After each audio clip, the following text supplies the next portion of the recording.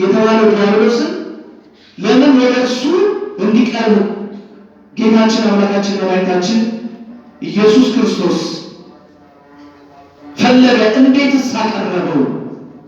ፈታኝ የተባለው ዲያብሎስን እንዴት አቀረበው ብንል አንድ ተራብኩ ሲል ሰምቶ ዲያብሎስ ጌታችን አምላካችን መድኃኒታችን ኢየሱስ ክርስቶስን ቀረበው። ሁለተኛ ፍሬ ያለ ተክል ሲፈልግ የሚበላው ከፍሬዋ ቀጥፎ የሚበላት ተክል ረሃቡን ለማስታገስ ሲል ፍሬ ያለባት በለስ ሲፈልግ አይቶ ዲያብሎስ ቀረበው። ሶስተኛ የተራበ ሰው ፊት ደስ ብሎት አይታይም።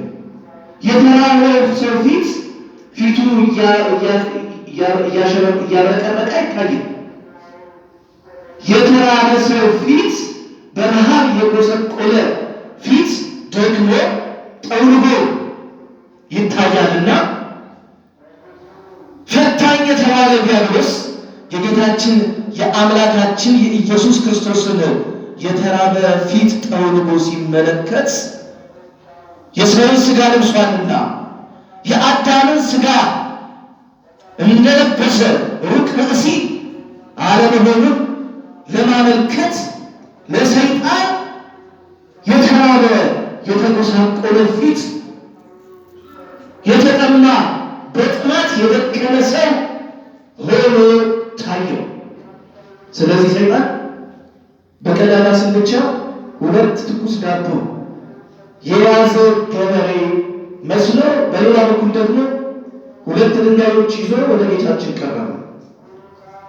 ዓላማውን እነዚህ ሁለት ድንጋዮች ዳቦ አድርጋቸውና አንዱን ለኔ አንዱን ላንተ ይሆናል እለዋለሁ።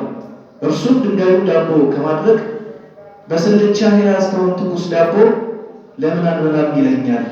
በዚህ ጊዜ አዳምን በመብል ምክንያት ድል እንዳደረኩት እርሱንም በመብል ምክንያት ድል አደርገዋለሁ ብሎ ነበር። አዳም በምን ምክንያት ነው? አዳም በምን ምክንያት ነው የወደቀው? በመብል። ዛሬ በመብል በሆዱ በመብል አሁን ተበልቶ ከ3 ሰዓት በኋላ ወይም ከ1 ሰዓት በኋላ ረሃብ ለሚለው ስጋው ወንድሙን አሳልፎ የሰጠ የለም።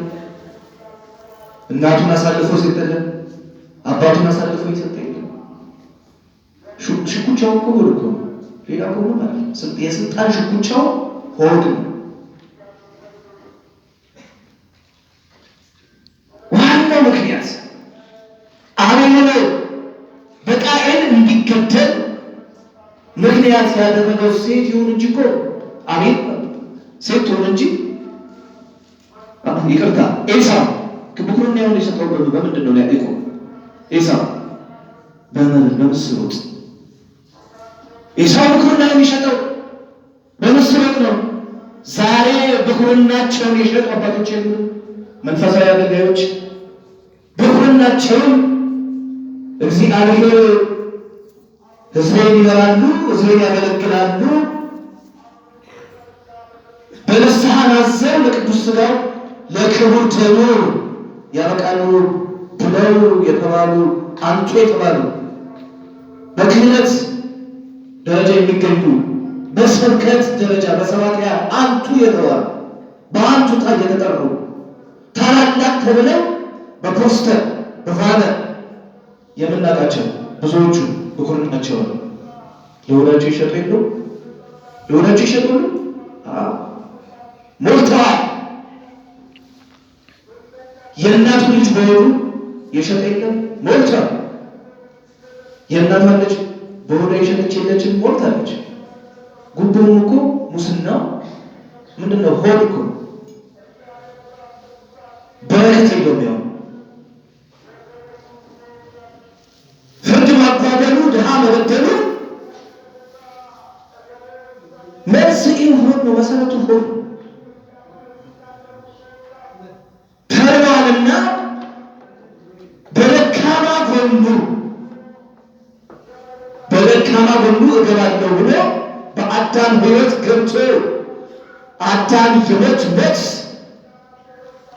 እንዲሞት በሆዱ እንዳደረገው የክርስቶስን መራብ አየና ሊፈትነው ቀረበ።